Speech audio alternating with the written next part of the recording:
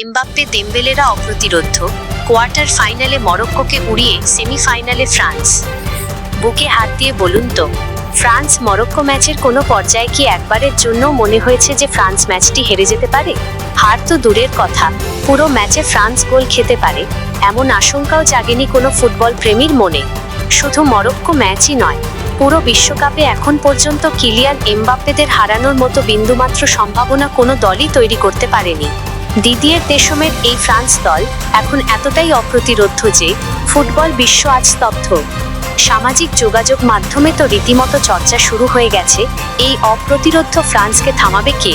কেউ বলছেন এদের হারাতে হলে ফিরিয়ে আনতে হবে 2002 সালের সেই রোনালদিনহোদের অপরাজেয় ব্রাজিলকে।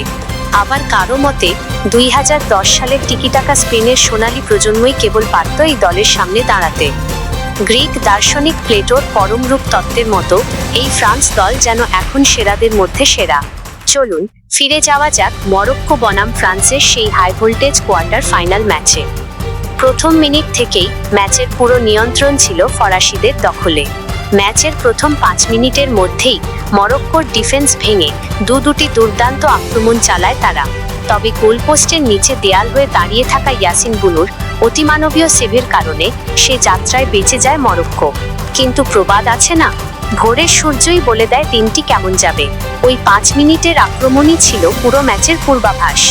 মিডফিল্ডে মাইকেল ওলিসে আর আদ্রিয়া রাবিওরা যখন একের পর এক পাস বাড়িয়ে খেলা তৈরি করছিলেন, তখন আক্রমণ ভাগে এমবাপ্পে ও উসমান দেম্বেলেরা যেন মরক্কোর ডিফেন্সে একের পর এক ঢেউ আছড়ে ফেলছিলেন।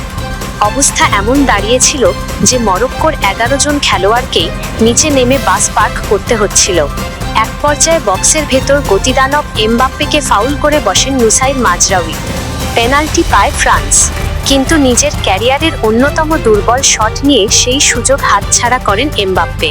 তবে পেনাল্টি মিস হলেও ফরাসি সমর্থকদের স্নায়ুচাপে ভুগতে হয়নি। মাঠের খেলাই বলে দিচ্ছিল এই ম্যাচে গোল যদি কেউ করে তবে তা শুধুই ফ্রান্স। ম্যাচের আগের সব মরক্কো ভীতি ততক্ষণে উবে গেছে কর্পূরের মতো। প্রথমার্ধে মরক্কো কোনো মতে রক্ষণ ধরে রাখলেও বিরতির পর আর পারেনি। ম্যাচের 60 মিনিটে স্পটলাইটে আসেন কিলিয়ান এমবাপ্পে। বক্সের ঠিক বাইরে থেকে নিজের সিগনেচার ট্রেডমার্ক শটে দুর্দান্ত এক গোল করে ফ্রান্সকে এগিয়ে নেন তিনি। আর এর ঠিক 6 মিনিট পর উসমান দেম্বেলের পা থেকে আসে দ্বিতীয় গোল। 66 মিনিটের মাথায় 2-0 গোলে পিছিয়ে পড়ে মরক্কো তখন ম্যাচ থেকে পুরোপুরি ছিটকে গেছে। শেষ পর্যন্ত 2-0 গোলের দাপুটে জয় নিয়ে মাঠ ছাড়ে দিদিয়ের দেশমের শিষ্যরা। পরিসংখ্যানের দিকে তাকালে আপনার চোখ কপালে উঠবে। প্রথমার্ধে ফ্রান্স যেখানে গোলের উদ্দেশ্যে শট নিয়েছে 13টি, সেখানে মরক্কো নিতে পেরেছে মাত্র 1টি। হ্যাঁ, ঠিকই শুনেছেন, ব্যবধান 12 শটের। 1994 সালের বিশ্বকাপে সুইডেনের বিপক্ষে ব্রাজিলের 17টি শটের পর বিশ্বকাপের নকআউট পর্বে এমন একপেশে লড়াই আর দেখেনি ফুটবল বিশ্ব।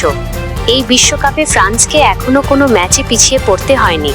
তবে আসল পরীক্ষা তো সামনে।